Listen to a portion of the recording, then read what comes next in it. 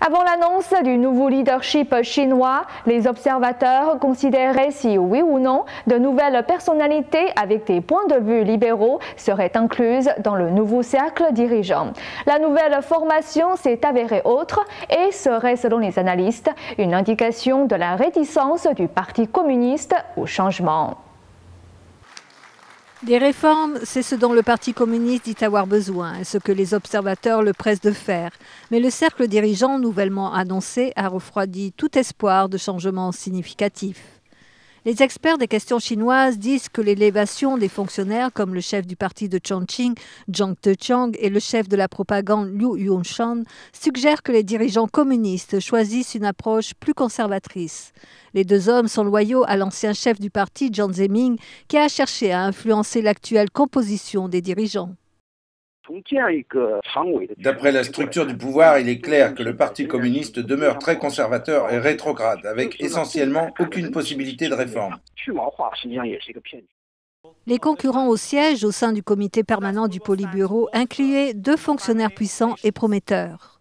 Le chef du parti du Guangdong, Wang Yang, et le chef du département de l'organisation, Li Yuanchao. Ils étaient considérés comme ayant des vues plus libérales et des leaders capables d'introduire le changement.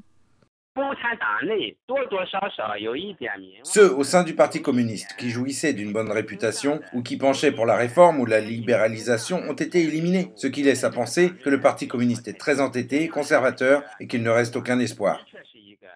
Les analystes se sont également demandé si le dirigeant nouvellement nommé, Xi Jinping, peut résoudre les défis présentés au régime. Mais l'analyste et auteur Gordon Chang dit que c'était l'espoir placé en Hu Jintao lorsqu'il est arrivé au pouvoir, mais que la réalité s'est avérée autre.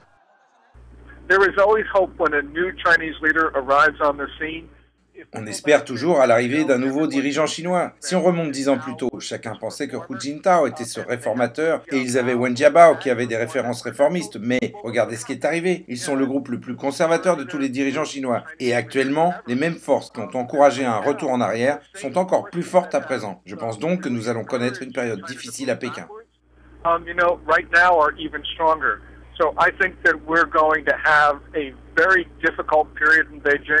Les annonces du nouveau gouvernement sont arrivées jeudi, après l'intense lutte factionnelle de ces 10 derniers mois. La nouvelle formation suggère que le dirigeant sortant, Hu Jintao, a été incapable de se soustraire à l'influence de son prédécesseur, Jiang Zemin, un dirigeant du parti âgé et souffrant qui a continué à renforcer son emprise politique plus d'une décennie après s'être retiré. Nouvelle NTD.